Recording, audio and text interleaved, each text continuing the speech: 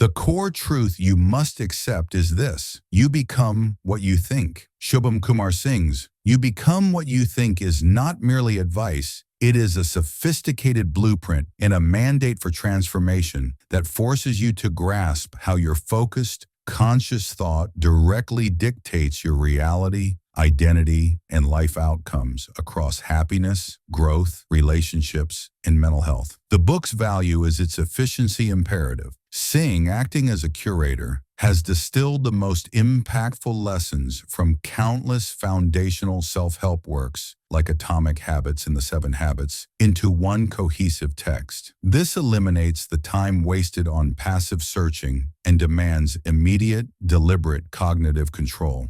The architect's thesis, "Thoughts Create," being the foundational principle, is clear. Thoughts are the fundamental architects of reality. This is not just modern psychology. It is anchored in ancient wisdom, echoing the profound teaching of the Buddha. All that we are is the result of what we have thought. The introduction forces you to understand the tangible scientific truth. Your perspectives and deep-seated beliefs influence daily habits, which then dictate your life experiences and outcomes. Thought is a powerful entity capable of creation or destruction that must be wielded consciously. The critical prerequisite is self-awareness. Singh mandates that you become the observer of your thoughts and feelings, diligently monitoring patterns. This initial act of mindfulness is the non-negotiable first step toward active cognitive control. Taking control of your mind is the primary method for self-improvement. Mapping the 6 pillars of growth. The book's architecture is defined by 6 comprehensive life domains, or parts, that command where you must apply cognitive mastery. Part 1. Happiness and mindfulness, the internal compass. This foundation commands you to develop sustained internal happiness. You must distinguish between fleeting pleasure and cultivating lasting fulfillment through ongoing mindfulness and intentionally finding deep meaning. Part 2. Habits and personal growth, the engine of change. Dedicated to long-term improvement, this part stresses the critical necessity of systemic, consistent routines. Habits, not sporadic motivation, are the engine that drives profound personal growth.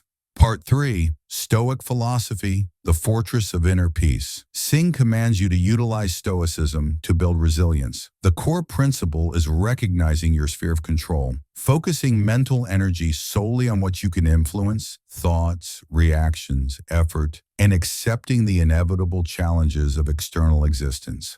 Part 4. Mental health, cultivating resilience. This domain directly addresses psychological stability. You are commanded to use cognitive strategies, such as thought reframing and challenging limiting beliefs, to maintain a resilient and balanced mind. Part 5. Relationships, the relational story. This section explores how internal change directly impacts external dynamics. The core principle is that changing your internal mental script fundamentally transforms your relational reality. Part 6. Human psychology, understanding the operating system. This part provides a synthesis of subconscious programming, visualization, and belief systems, solidifying your understanding of the cognitive drivers at play.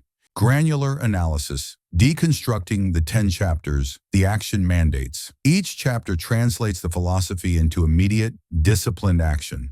Chapter 1. The Mind-Body Connection. This establishes the biological fact of the mind-body feedback loop. You must consciously align your mental beliefs with desired actions to harness the potent, self-fulfilling prophecy. Your beliefs are active forces determining your outcomes. Chapter 2. The Subconscious Mind. This chapter commands you to access and control the core operating system of your behavior. The key technique involves repetitive, focused mental input to overwrite outdated limiting beliefs with new empowering scripts. Chapter 3. Self-talk and inner dialogue. This focuses on the immediate power of your internal monologue. The essential skill for mastery is the power to choose which thoughts are nurtured. Specific techniques are outlined for converting chronic self-criticism into constructive, confident inner narratives. Chapter 4. Visualization and Mental Rehearsal. This frames visualization as a powerful cognitive tool. You are taught to create detailed mental blueprints of desired accomplishments, leveraging the brain's neuroplasticity to prepare for imagined success scenarios, mental conditioning. Chapter 5. Energy, Vibration, and Frequency. This provides a pragmatic perspective on manifestation. The crucial lesson is the law of attraction, intention, and desire must always be underpinned by the law of action. Consistent, disciplined, and practical effort. Avoid passive hope. Chapter 6. Breaking Free from Negative Thought Loops. This is the prescriptive chapter for managing distress. It mandates the deployment of tools for immediate thought reframing and cognitive distancing, observing the thought rather than identifying with it, to prevent destructive patterns from controlling decisions. Chapter 7. Building a Growth Mindset. This segment is fundamental to developing resilience. You are commanded to reinterpret setbacks not as static inadequacy, fixed mindset, but as valuable data points essential for iterative development. Focus squarely on celebrating effort in the process of learning. Chapter 8. Daily Habits for a Positive Mindset. This chapter is your daily blueprint. It commands the integration of affirmations, gratitude, and journaling, alongside structured morning and evening mindset rituals to seamlessly translate theory into tangible practice. Chapter 9. Influence of Environment and People. The protection of your mental space is a critical form of self-care. The book advises the intentional curation of your social and physical settings, ensuring your circle minimizes negativity and provides unwavering support. Chapter 10. Becoming the Person You Aspire to Be. The final chapter elevates the goal. It's not just about changing behavior, but transforming your core identity. Mastery is achieved when positive thinking and actions become an automatic, values-driven part of who you fundamentally are.